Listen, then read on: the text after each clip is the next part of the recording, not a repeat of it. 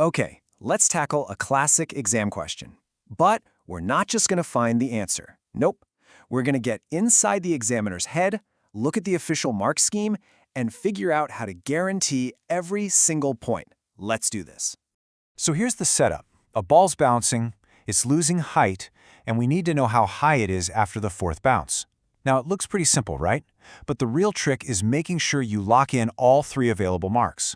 Our goal here is to show you exactly what an examiner needs to see on your paper. All right, let's just quickly nail down the facts. With every bounce, the ball only reaches 0.55 of its previous height, so it keeps 55% of its height. And our starting point, really important, is the height after the very first bounce, which is 8 meters. Okay, let's go hunting for that first mark. Examiners are looking for a very specific first step. They call it a method mark, or M1. You get it just for showing you know the right process to start. Now this, right here, this is gold. This wording is pulled straight from the official mark scheme. To get that first point, all you have to do is show the calculation for the height after the second bounce. Seriously, just writing 0.55 times 8 is enough. You're showing them you're on the right track. And that calculation, of course, gives us 4.4 meters. The second you write that down, you've secured the first mark. Boom! 1 point in the bag. Now let's use that to get the next one. On to the second method mark. The logic here is exactly the same. The examiner just wants to see that you can keep the process going. You got the height after the second bounce, so what comes next? And there it is. The mark scheme is basically saying, take your last answer, that 4.4 meters, and do it again. Multiply it by 0.55. This one little step proves you get the whole repeating pattern of the problem.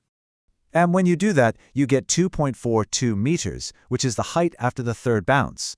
Just by showing that step, you've earned your second method mark. We are 2/3 of the way there. But hold on a second. What if you saw a shortcut? This is the cool thing about mark schemes. They often know that there's more than one way to solve a problem, and they'll give you credit for it. Check this out. The mark scheme says you can also get that method mark for doing this calculation, 0.55 to the power of 3, all multiplied by 8. So why to the power of 3? Well, that's the shortcut that jumps you straight from the first bounce to the fourth. It's a much more direct route. So, just to be super clear, you've got two valid ways to get that second mark. You can either go step by step, which is totally fine, or you can use that more direct power formula. The examiner will accept either one. So we've got our method marks in the bag. Now it's time for the grand finale, the accuracy mark, or A1. This last point is all about getting the final answer spot on. So, whether you took the step-by-step route or you use the power formula, you end up at the exact same place, 1.331 meters. That is the height after the fourth bounce, and writing that number down locks in your final mark. But you might be wondering, especially in a stressful exam, what if I rounded my answer? Do I need to be that precise to get the mark? It's a really good question. And this is where knowing the rules of the game is so important. The official guidance shows there's some wiggle room. The examiner will take 1.331, of course, but they'll also accept it rounded to 1.33, or even just 1.3.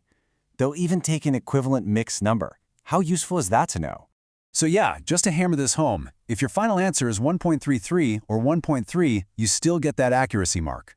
This gives you a bit of a safety net and really shows why understanding what the mark scheme allows is absolutely crucial. And there you have it. We've just systematically walked through the question and picked up every single mark along the way. We didn't just stumble upon the right answer.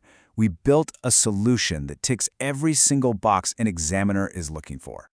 So here's that perfect 3-mark plan one last time. First, show your method for the second bounce. That's mark 1. Then, continue that process for the next bounce. That's mark 2. And finally, write down the correct final answer, remembering that you're allowed to round, and that secures mark 3, a perfect score. You see, the real lesson here isn't just about a bouncing ball. It's about a whole new way to approach exam questions. By actually looking at the mark scheme, you learn the secret recipe for a perfect answer. So the question I'll leave you with is this: what other questions could you apply this thinking to turn a good answer into a full mark answer?